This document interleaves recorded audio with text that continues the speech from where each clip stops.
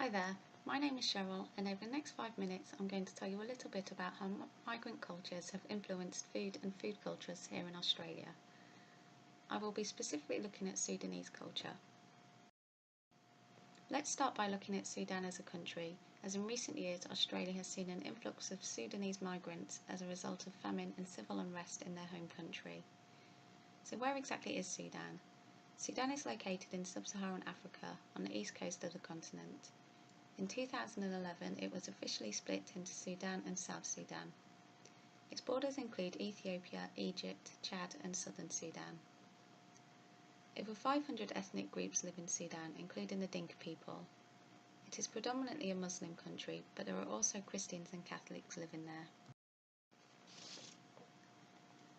The main crops that are grown in Sudan include sorghum, millet, sesame seed, groundnuts, and watermelon. These ingredients are used to produce staple dishes such as asida, a grain-based porridge, which is often served with a meat sauce known as mullah. Sweet tea with sugar and milk is often drunk before breakfast, and marissa, a millet beer, is consumed at celebrations. Typically, meal times include breakfast at around 9:30 a.m. and a large lunch at around 3 p.m. An evening meal is not often eaten, but often hot milk with clarified butter may be drunk. During the second half of the 20th century, a shift from subsistence farming to more commercial farming occurred. Bread consumption has become more popular, and influences of neighbouring countries have started to influence Sudanese cuisine. For example, jol, a bread and broad bean dish which originates from Egypt. Between 1983 and 1985, a major famine occurred in Sudan which affected food production and consumption drastically. Traditional gender roles include food preparation, labour, and rearing family by the females, while males engage in labour and as farm workers or bakery workers. Food production has changed with increasing modernisation, and Sudan now exports raw sugar and nut oils, which account for up to 12% of its annual exports. Every year, a number of religious ceremonies are held in Sudan which involve food preparation and feasting. These include Mawlid an-Nabi, when the streets are lined with food stalls and sweet stalls; Eid al-Fitr, at the end of Ramadan, when the end of the month of fasting is celebrated by feasting with family and friends; and Eid al-Adha, the Feast of the Sacrifice, which is when a sheep is slaughtered as part of a ritual before it is eaten with family and friends.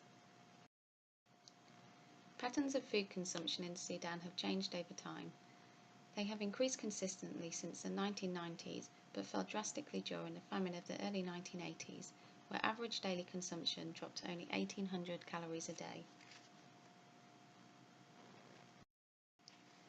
Since 1993, the consumption of millet has increased by approximately 5 kilograms per capita per year, whilst consumption of sorghum has decreased by around 30 kilograms per capita per year.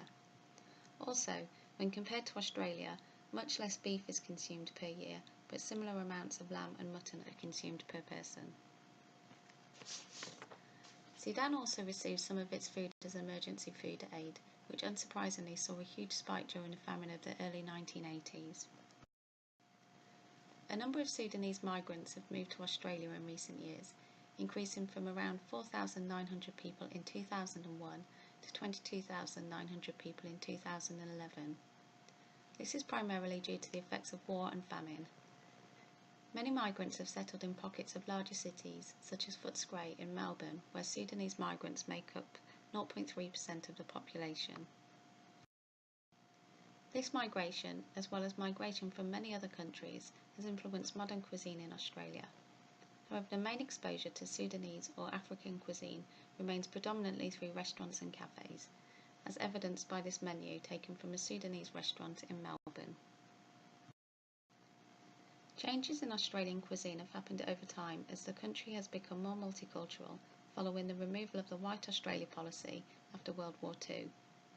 In 2011, the top 10 countries migrating to Australia included the UK, New Zealand, China, India, Italy, Vietnam, the Philippines, South Africa, Malaysia, and Germany.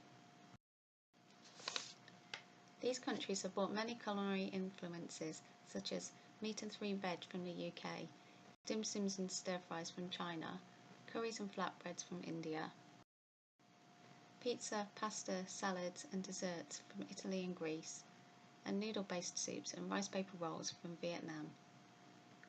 All such influences have changed the way Australians view food choices and has opened up many exciting new culinary experiences to the Australian public.